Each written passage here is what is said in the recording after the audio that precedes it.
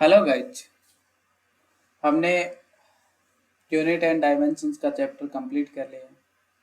हमने डायमेंशंस की 3 एप्लीकेशन को, जो बेसिक एप्लीकेशन बोली जाती है, उनको स्टडी कर ली। अब हम उन एप्लीकेशंस को किस तरह से यूज में ले सकते हैं, इसके बारे में आज हम चर्चा करने वाले हैं। और हम देखेंगे कि प्रीवियस ईयर के कुछ क्वेश्चंस उठा करके कि जेई जो है वो उन एप्लीकेशंस के ऊपर हमसे किस तरह के क्वेश्चंस पूछती है और हम उन एप्लीकेशंस को किस तरह से अप्लाई कर सकते हैं। तो मेरे पास में पहला क्वेश्चन है, जेई एडवांस 2014 में ये पूछा गया था और इन्होंने पूछा था to find the distance d over which a signal can be seen clearly in foggy condition. A railway engineer uses dimensional analysis and assumes that the distance depends on the mass density rho of the fog, intensity s of the light from the signal, and its frequency f. The engineer finds that d is proportional to s power 1 by n, the value of n. हमें जो ये पूछा गया है, इसमें ये पूछा गया है कि डिस्टेंस d है वो डिपेंड कर रही है फॉग की मास डेंसिटी रो, लाइट की इंटेंसिटी जिसको यहाँ s से डिनोट किया गया s, और लाइट की फ्रीक्वेंसी f पे। एक कहानी बना के दी गई है इसमें क्वेश्चन में कि एक इंजीनियर साहब जो है वो सिग्नल का एनालिसिस करते हैं और वो पाते हैं कि वो डिस्टेंस जो है वो क्या कर रही है, इन 3 क्वांटिटी पे डिपेंड कर रही है। उसके बाद में उन्होंने बोला है कि वो पाते हैं कि d जो है वो प्रोपोर्शनल आती है किसकी, s की पावर 1 बाई n के। तो हमें जो है वो n की वैल्यू बतानी है। तो हमने देखा था यूनिट एंड डायमेंशन के अंदर डायमेंशंस की थर्ड एप्लीकेशन जो थी, प्रोडक्टिव टाइप भी बोला था, और जो रिलेशनशिप बिटवीन फिजिकल क्वांटिटी, उसके अंदर हमने देखा था कि जब कोई क्वांटिटी यानी अदर क्वांटिटी पे डिपेंड करती है तो हम कुछ स्टेप फॉलो करते हैं और उस डिपेंडेंसी को निकाल लेते हैं। इसी तरह से यही क्वेश्चन आया उसी एप्लीकेशन पे, सीधा उठ के आया। तो हम हमारे स्टेप फॉलो करते हैं। पहला स्टेप था हमारा, जिसके लिए हमें रिलेशन फाइंड आउट करना होता है, उसको क्या करते हैं, लेफ्ट साइड रखते हैं और बाकी को राइट साइड, जिनके साथ रिलेशन फाइंड आउट करना होता है उन पे हम क्या कर देते हैं, अननोन पावर लगा देते हैं। ठीक। सेकंड स्टेप था हमारा, हम प्रोपोर्शनल के साइन को हटाते हैं और क्या करते हैं, डायमेंशनलेस कांस्टेंट लेके आते हैं। ये देखिए। थर्ड स्टेप जो था वो था हम इनकी फिजिकल क्वांटिटी क्या करते हैं, डायमेंशन लिखते हैं। तो लिख देते हैं कांस्टेंट तो डायमेंशनलेस है, जिसकी डायमेंशन लिखने की कोई जरूरत नहीं है।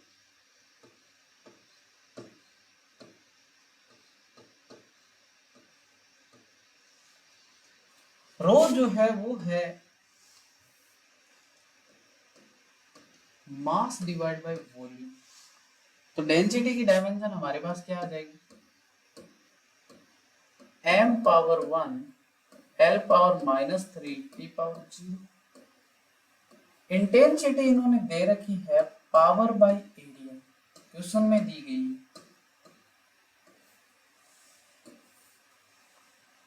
ये लीजिए, इंटेंसिटी की जो डायमेंशन है वो आ जाएगी मेरे पास में m power 1 l power 0 t power -3, क्योंकि पावर की डायमेंशन होती है m की पावर 1 l की पावर 2 t की पावर -3 और डिवाइड बाय में एरिया, एरिया की डायमेंशन होती है l की पावर 2। फ्रीक्वेंसी इक्वल्स टू होता है 1 अपॉन टाइम पीरियड।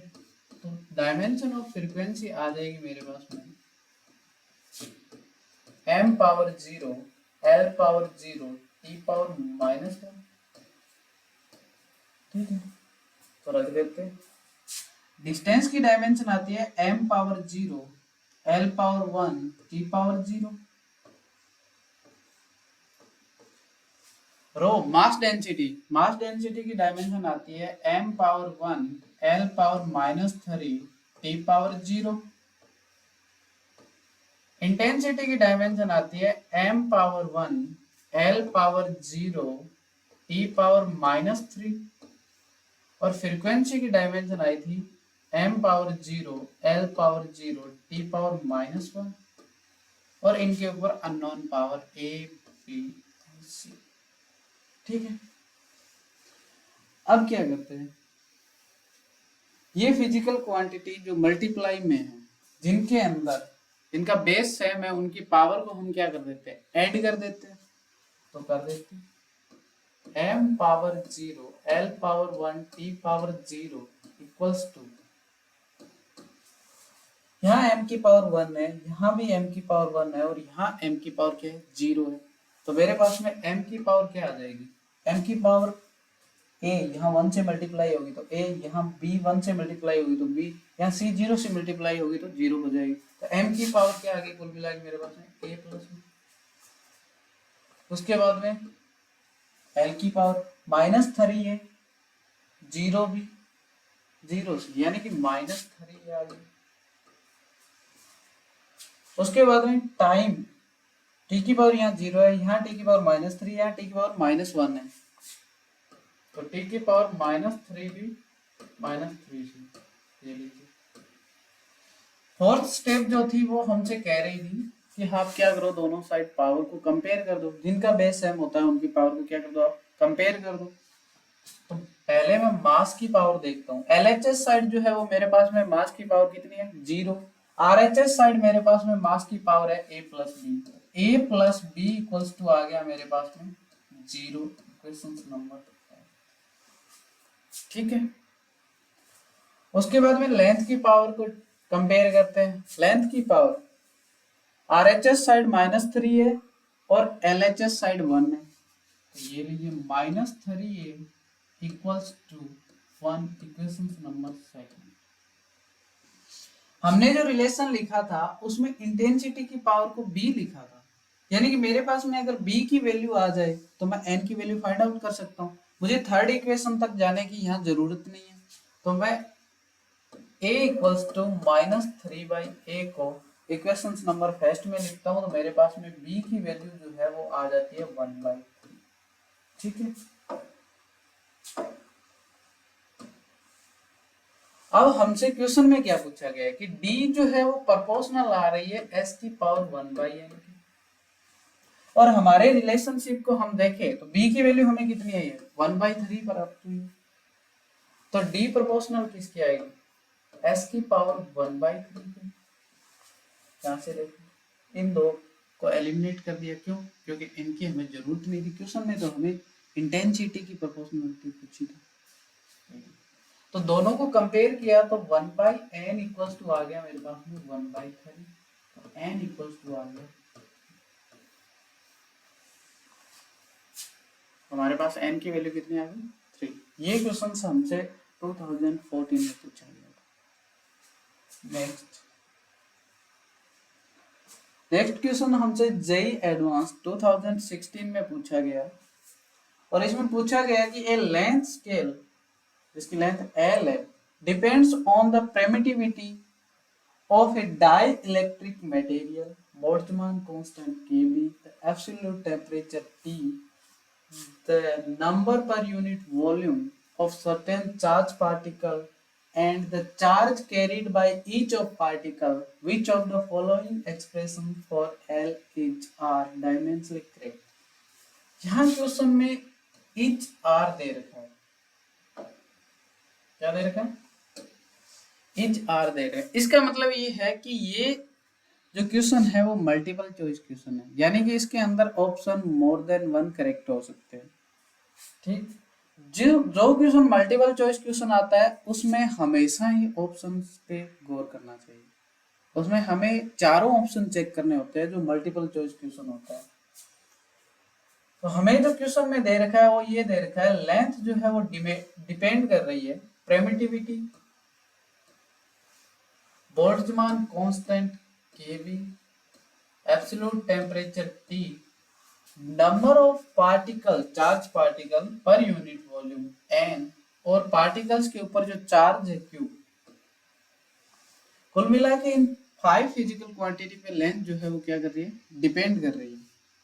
और हमसे पूछा है कि कौन सा रिलेशन डायमेंशनली करेक्ट है। हमने प्रिंसिपल ऑफ होमोजेनिटी को पढ़ा था और जिसमें हमने देखा था कि हम सेम फिजिकल क्वांटिटी जो डायमेंशनली करेक्ट है उनको ही इक्वल रख सकते हैं, वरना हम नहीं रख सकते। यानी कि इनमें जो रिलेशन दिए गए लेंथ की इस साइड क्या है लेंथ, तो इस साइड जिनकी डायमेंशन लेंथ होगी उनको ही इक्वल रखा जाएगा, वरना तो रिलेशन क्या हो जाएगा, इनकरेक्ट हो जाएगा। हमें वही रिलेशन फाइंड आउट करना है जो डायमेंशनली क्या है, करेक्ट है।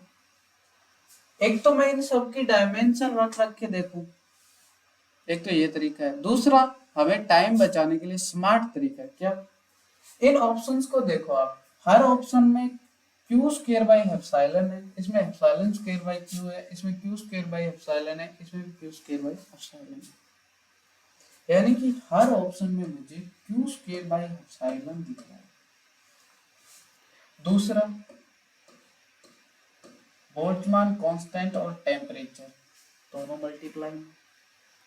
हम जब एप्सिलॉन जो प्रिमिटिविटी ऑफ मटेरियल की है, मीडियम जब रख देते हैं दो चार्ज के बीच में तब आती है, उसकी डायमेंशन फाइंड आउट करने के लिए हम क्या करते हैं, कूलॉम लॉ को स्टडी करते हैं। कूलॉम लॉ क्या होता है, दो यूनिट चार्ज या फिर पॉइंट चार्ज जिन्हें बोल दूंगा, अगर उनके बीच की डिस्टेंस आर हो तो इनके बीच लगने वाला रिपल्सिव या अट्रैक्टिव फोर्स जो होता है वो क्या होता है, F equals to half of 4 pi epsilon naught Q1 Q2 divided by R square। Epsilon not जो है वो वैक्यूम की प्रेमिटिविटी होती है, लेकिन यहाँ तो मीडियम है, इसीलिए मीडियम की प्रेमिटिविटी क्या आ जाएगी, एप्सिलॉन आ जाएगी, 4 pi epsilon. Q square by epsilon की इस रिलेशन से डायमेंशन क्या आ सकती है, क्यू स्क्वायर बाई एप्सिलॉन की जो डायमेंशन है वो मेरे पास में आ गई 1/4 पाई, तो न्यूमेरिकल वैल्यू है तो इसकी कोई डायमेंशन नहीं होगी, तो dimension of force into dimension of R square.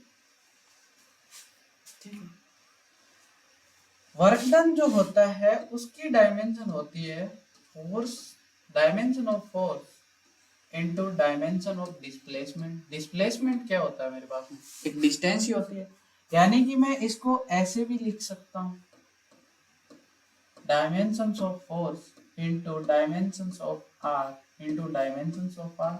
और इतनी चीज को क्या लिख सकता हूँ मैं, dimensions of energy into dimensions of r। ठीक है, तो q स्क्वायर बाई एप्सिलॉन की वैल्यू जो है वो मेरे पास में क्या आ गई, dimensions of energy into dimensions of distance। ठीक है, इक्वेशंस नंबर फर्स्ट ले लो। सेकंड देखो, हर ऑप्शन में बोल्ट्जमान कांस्टेंट और टेम्परेचर को मल्टीप्लाई किया गया, ये क्यों कर रहे हैं अभी पता चल जाएगा आपको। मल्टीप्लाई किया, हमने एक रिलेशन देखा था, एनर्जी इक्वल्स टू होता है 3/2 kB2, जिसमें 3/2 क्या है, न्यूमेरिकल वैल्यू है, तो केवीटी की डायमेंशन मेरे पास में क्या आ जाएगी,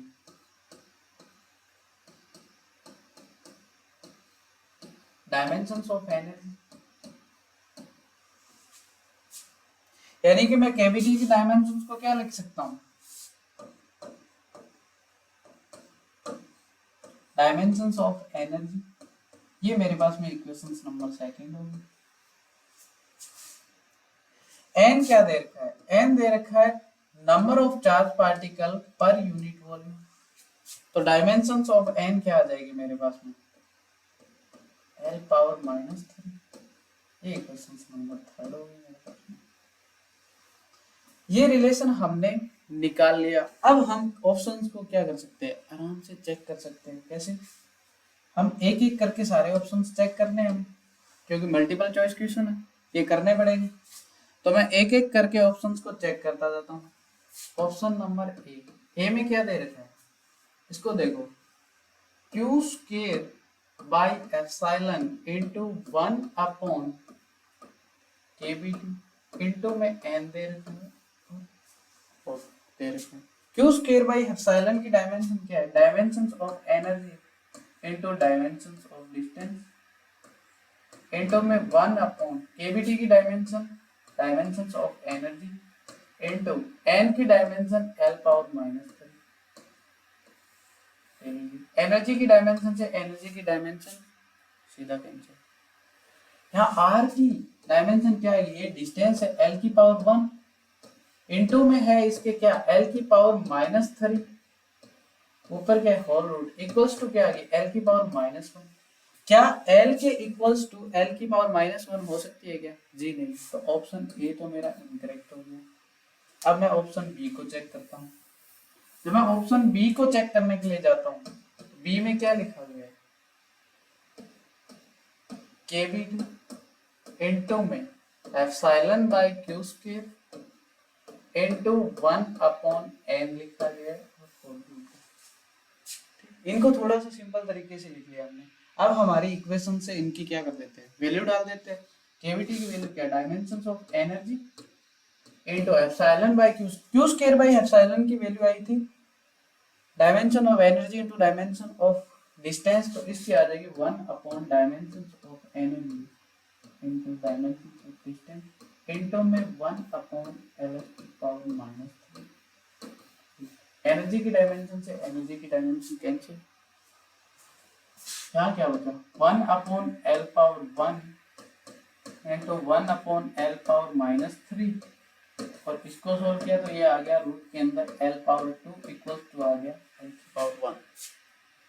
क्या एल की पावर 1 इक्वल टू एल की पावर 1 है? जी हाँ है। ये लीजिए ऑप्शन बी करेक्ट है। ऑप्शन सी को चेक कर लेते हैं। सी में क्या लिखा गया? Q square by epsilon into 1 upon KBT into ये 1 अपॉन n पावर 2/3। ठीक है। तब हम क्या करते हैं? वैल्यू डाल देते हैं।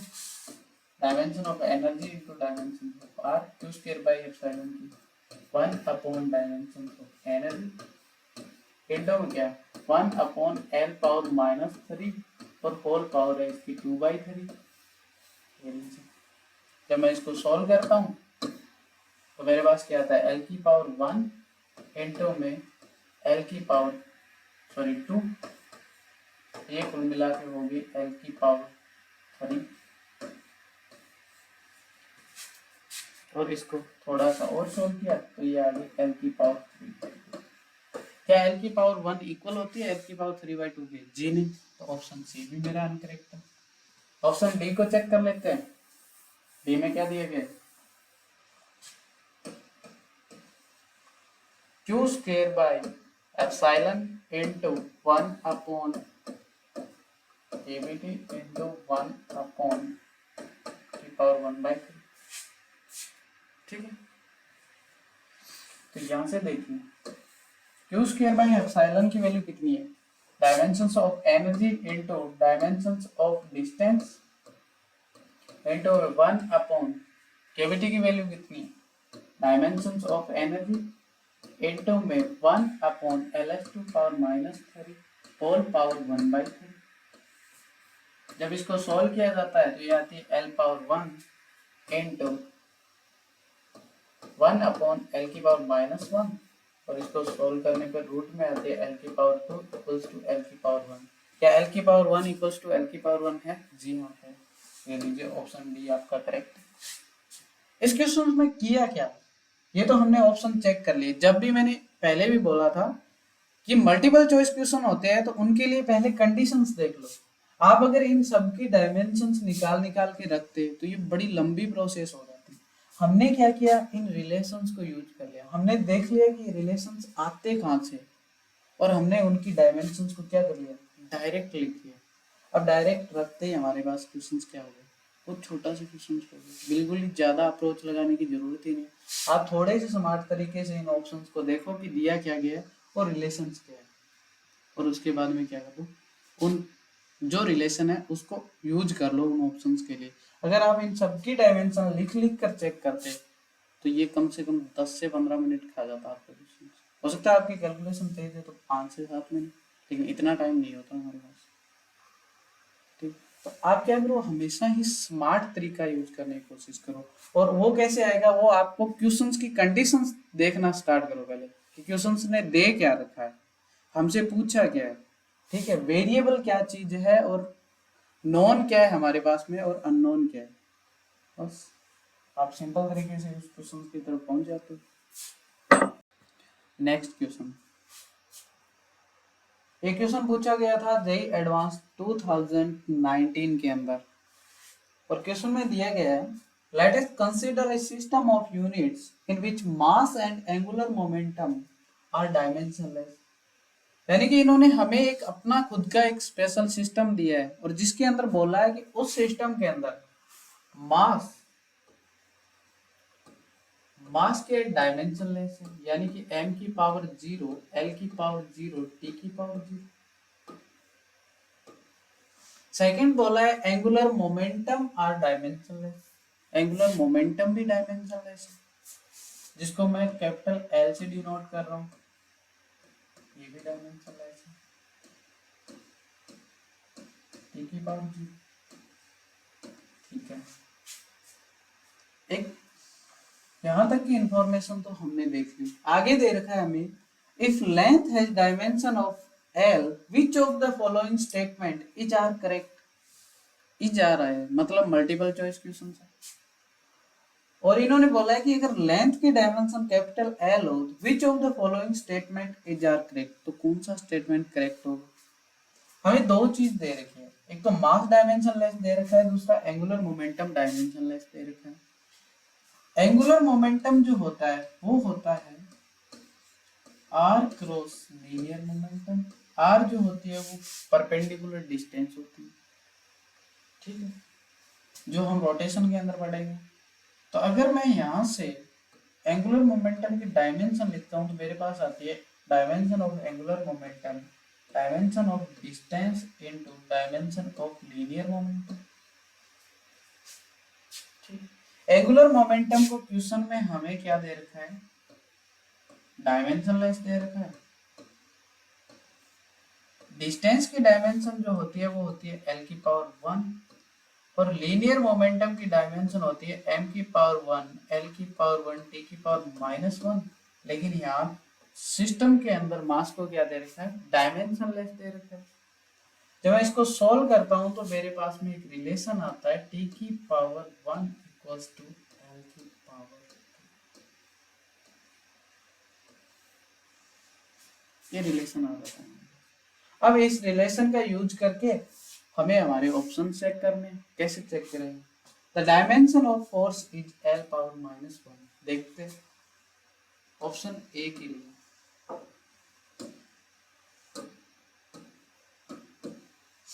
ऑप्शन ए में the dimension of force is L power -1। Force की डायमेंशन हमारे सिस्टम के अंदर क्या होती है, m power 1, L power 1, t power -2। ठीक, लेकिन सिस्टम जो हमें यूनिट सिस्टम दिया है उसके अंदर मास तो क्या है, डायमेंशनलेस है, ये लीजिए।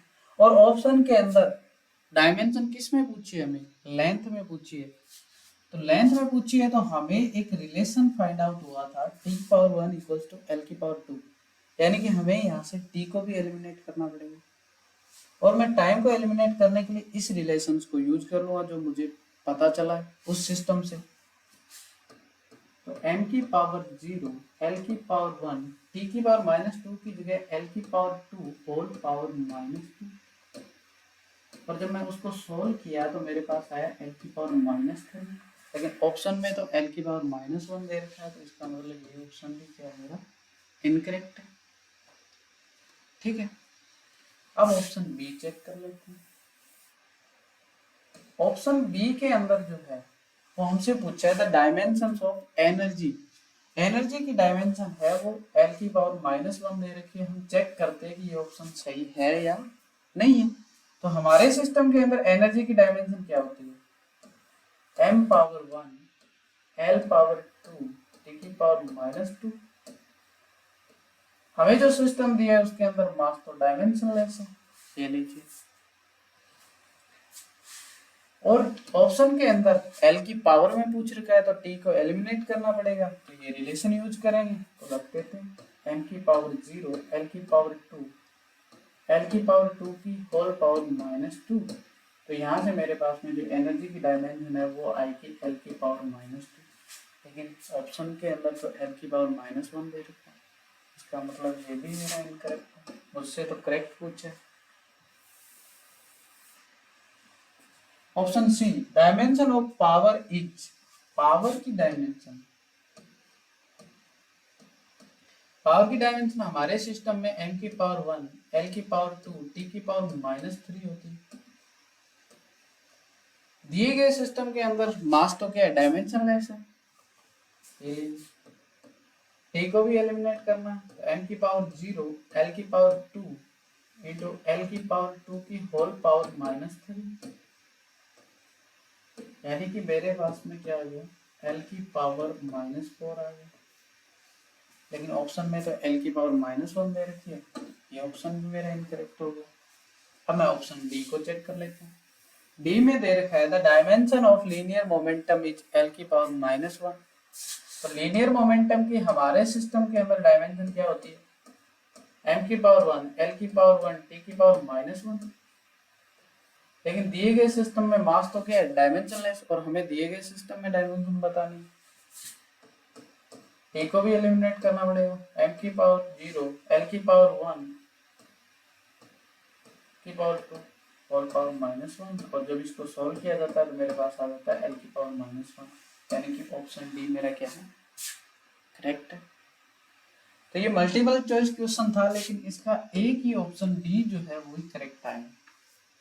ये क्वेश्चन हमसे जेईई एडवांस 2019 में पूछा गया, ठीक है। 2020 के अंदर ऐसे ही हमें एक दूसरा सिस्टम दिया गया था, जिसके अंदर दिया गया sometime it is convenient to constant a system of units so that all quantities can be expressed in terms of only one physical quantity. In one such system, dimension of different quantities are given in terms of a quantity x as follows: position x power alpha, speed x power beta, acceleration x power p, linear momentum x power q और force x की power r। कुल मिला के इस question के अंदर क्या दिया गया, हमें एक सिस्टम दिया गया है और जिसके अंदर हमें कुछ फिजिकल क्वांटिटी दी गई है जिनकी डायमेंशन सिर्फ x की पावर में है, बेस क्या है, x ही है। तो हम देखते हैं क्या क्या दिया गया है। पोजीशन की डायमेंशन जो है वो हमें दी गई है x की पावर अल्फा। स्पीड, इसको मैं स्मॉल s से डिनोट करता हूं, इसकी डायमेंशन उस सिस्टम में दी गई है x की पावर बीटा। एक्सीलरेशन, एक्सीलरेशन की डायमेंशन जो दी गई है वो दी गई x की power p। Linear momentum, linear momentum की डायमेंशन मुझे दी गई है x की पावर q, और फोर्स की डायमेंशन दी गई है मुझे x की पावर r। ठीक है, अब आप जरा ऑप्शन को देखिए ध्यान से। Alpha plus P equal to 2 beta, P plus Q minus R equal to beta, यानी कि सारे ऑपरेशन पावर के साथ किए गए प्लस माइनस वाले। तो ऑप्शन फर्स्ट को उठा के देखिए आप, जब ऑप्शन ए को उठा करके देखता हूं तो मेरे पास में alpha plus P equal to 2 beta है। मैं अल्फा और पी कैसे ला सकता हूं, पहली चीज, अगर मैं पहले तो ये देखो कि अल्फा और पी पावर किसकी है, एक्सीलरेशन और पोजीशन के डायमेंशन दे रखी है, उनकी पावर क्या दे रखी है, अल्फा और पी है। अगर मैं एक्सीलरेशन और पोजीशन की डायमेंशन को मल्टीप्लाई कर दूं तो मेरे पास x की पावर अल्फा प्लस पी आ सकता है, क्योंकि जिन क्वांटिटीज का बेस सेम होता है उनकी पावर का क्या होता है, एडिशन होता है। तो मैं कर देता हूँ पहला ऑप्शन ए के लिए, dimensions of p into dimensions of acceleration equals to x की पावर अल्फा into x की पावर p। इसको ऐसे भी लिखेंगे, एक्स की पावर एल्फा प्लस पी। ये तो दिए गए सिस्टम के अंदर डायमेंशन आ गई। अब हमारे सिस्टम के अंदर पोजीशन की डायमेंशन क्या होती है? एल की पावर 1। एक्सीलरेशन की डायमेंशन क्या होती है? एल की पावर 1 टी की पावर -2 इक्वल्स टू क्या? एक्स की पावर एल्फा प्लस पी। हमें कंपेयर तो हमारे सिस्टम के साथ ही करना है इसे। तो यहाँ से एल की पावर क्या आ गई? 2। यहाँ से एल की पावर क्या आ गई? -2 इक्वल्स टू क्या? एक्स की पावर एल्फा प्लस पी। इसको मैं ऐसे भी लिख सकता हूँ, एल की पावर 1 टी की पावर -1 की whole power 2 equals to x की पावर एल्फा प्लस एक्स की power alpha plus P. L की पावर 1 टी की पावर -1 किसकी डायमेंशन होती है? स्पीड की। तो ये लीजिए डायमेंशन ऑफ स्पीड इक्वल्स कि होल स्क्वायर, यहाँ होल स्क्वायर है क्योंकि एल की पावर 2 टी की पावर -2 थी, उसके अंदर से 2 क्या कर दिया? बाहर ले लिया, इसको होल पावर में रख दिया। इक्वल्स टू मेरे पास में क्या आ गया? एक्स की पावर एल्फा प्लस पी। यहाँ सिस्टम के अंदर स्पीड की डायमेंशन क्या दे रखी है? एक्स की पावर बीटा। लिख देता हूँ मैं सिस्टम वाले, एक्स की power beta whole power 2 equals to x की पावर एल्फा प्लस पी। यानी कि मैं इसको ऐसे भी लिख सकता हूँ, एक्स की power 2 beta equals to x की पावर एल्फा प्लस पी। दोनों साइड अगर बेस सेम होते हैं तो पावर का क्या किया जा सकता है? कंपेयर किया जा सकता है। यानी कि alpha plus p equals to मेरे पास में क्या आ गया? 2 बीटा। क्या ऑप्शन फर्स्ट के अंदर ये रिलेशन है? जी हाँ है तो ये करेक्ट है। यानी सिंपल सी 10th क्लास की मैथ को यूज करना है, कुछ नहीं करना। आपने देख लिया। और यहाँ ऑपरेशंस किसके साथ है? पावर के साथ है। पावर को ऐड और सब्ट्रैक्ट कैसे किया जा सकता है? जिनका बेस सेम होता है। हमें सबसे बढ़िया खूबसूरती क्या दी क्वेश्चन के अंदर? सारी क्वांटिटी की डायमेंशन जो है वो एक्स की पावर में दी है। इसका मतलब क्या है? आपको यही मेथड फॉलो करना है। आपको 9th-10th की मैथ लगानी है बस, और कुछ नहीं करना। नेक्स्ट ऑप्शन चेक करते हैं, ऑप्शन बी। ऑप्शन बी में दे रखा है P plus Q minus r equals to beta. पहली बात तो ये कि मैं P प्लस क्यू को कैसे ला सकता हूँ?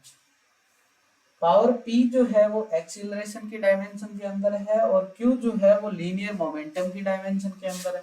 यानी कि मैं एक्सीलरेशन और लीनियर मोमेंटम की डायमेंशन को क्या कर देता हूँ? मल्टीप्लाई कर देता हूँ। तो ये आ जाएगी मेरे पास में x की पावर P इंटू एक्स की पावर Q। या फिर इसको ऐसे भी लिखा जा सकता है, एक्स की power P plus Q। Minus में क्या दे रखा है? आर। आर किसकी पावर है? फोर्स की। तो ये लीजिए डिवाइड कर दिया एक्स की पावर आर से, और इस साइड डायमेंशन ऑफ फोर्स से। अब मैं इनकी डायमेंशन लिख देता हूँ अपने टर्म में। ऐसा ही सिस्टम की डायमेंशन लीनियर मोमेंटम की होती है m की पावर 1 l की पावर 1 t की पावर -1, और फोर्स की डायमेंशन होती है m की पावर 1 l की पावर 1 t की पावर -2 इक्वल्स टू मेरे पास में आ गया x की power p plus q minus r. ठीक है, m की पावर 1 से m की पावर 1 कैंसिल, l की पावर 1 से l की पावर 1 और t की पावर 2 से t की पावर 2 कैंसिल। तो इस साइड मेरे पास क्या बचा? l की पावर 1 t की पावर -1 इक्वल्स टू क्या? x की power p plus q minus r. ये किसकी डायमेंशन है? स्पीड की। और स्पीड की सिस्टम के अंदर डायमेंशन क्या दे रखी है? x की पावर बीटा। तो ये लीजिए x की power beta equals to x की power p plus q minus r. ठीक है, तो दोनों साइड कंपेयर किया तो p plus q minus r equals to मेरे पास क्या आ गया? बीटा। यानी कि ऑप्शन बी का रिलेशन क्या है? करेक्ट है। तो हम ऑप्शन सी को देखते हैं। ऑप्शन सी में क्या दे रखा है? p minus Q plus are equals to alpha. इसको ऐसे भी लिखा जा सकता है P plus are minus Q equals to alpha C. यानी P प्लस आर कैसे आएगा, एक्सीलरेशन और फोर्स को मैं मल्टीप्लाई करूंगा तो मेरे पास P प्लस आर आएगा। तो dimension of acceleration dimension of force equals to क्या है, एक्स की पावर P प्लस एक्स की पावर P इंटू एक्स की पावर आर। यानी इसको ऐसे भी लिख सकते हैं एक्स की power P plus are, minus में क्यू है तो डिवाइड कर दो एक्स की पावर क्यू से। एक्स की पावर क्यू किसकी है, लीनियर मोमेंटम की, ये लीजिए। अब इसको डायमेंशन लिख के सोल्व करते हैं तो एक्सीलरेशन की डायमेंशन आती है एल की पावर 1 टी की पावर -2, हमें पता है। फोर्स की है m की पावर 1 एल की पावर 1 टी की पावर -2 और लीनियर मोमेंटम की m की पावर 1 एल की पावर 1 टी की पावर -1 इक्वल्स टू x की power p plus r minus Q. m की पावर 1 से m की पावर 1 कैंसिल, l की पावर 1 से l की पावर 1 कैंसिल, t की पावर -1 ऊपर जाएगी तो एक a प्लस की हो जाएगी। तो मेरे पास में ये बचा l की पावर 1 t की पावर -3 इक्वल्स टू x की power p plus q minus r, sorry p plus r minus q। ठीक है, क्या l की पावर 1 t की पावर -3 यहाँ किस क्यों दे रखा है, अल्फा दे रखा है आपको, क्या ये पोजीशन की डायमेंशन होती है l की पावर 1 t की पावर -3? जी नहीं, इसका मतलब ये रिलेशन तो इनकरेक्ट है। अब ऑप्शन डी और बी को जरा ध्यान से देखिए, P plus Q minus r equals to beta है और वहां पर P plus q plus are equals to beta है।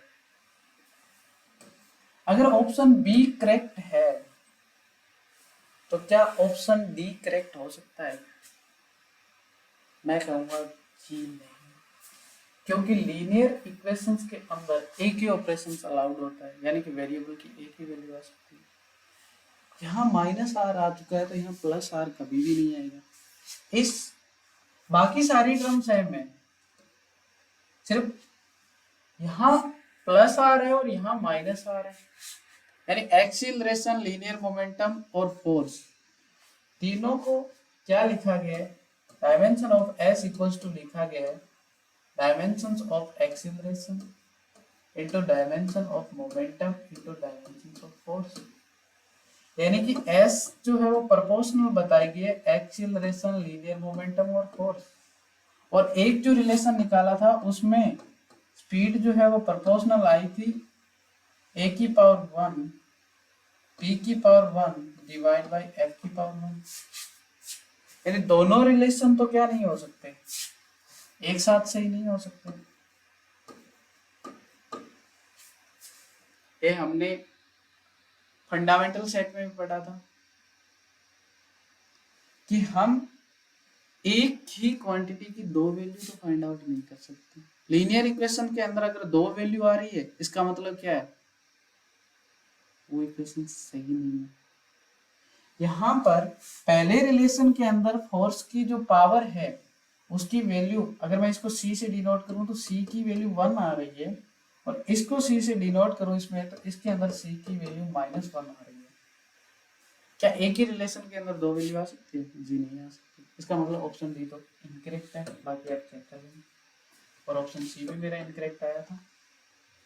I hope you enjoy this lecture. और आपने देखा कि जेई कितने सिंपल क्वेश्चन पूछती है। आपका अगर बेसिक क्लियर होगा तो आप जेई के अंदर आराम से क्वेश्चन सोल्व कर पाओगे। क्या बच्चों में भ्रम रहता है कि बेसिक्स को तो क्या पढ़े और आगे जाकर उनको पता नहीं होता कि छोटी छोटी चीजें जो आगे के चैप्टर जो है इन्हीं बेसिक्स पे बने गए। हम आगे के लेक्चर्स में देखेंगे कि ये बेसिक्स हमारे कितने काम आते हैं और हर चीज कितनी सिंपल हो जाती है इन बेसिक्स के कारण। ठीक है, मिलते हैं नेक्स्ट लेक्चर में।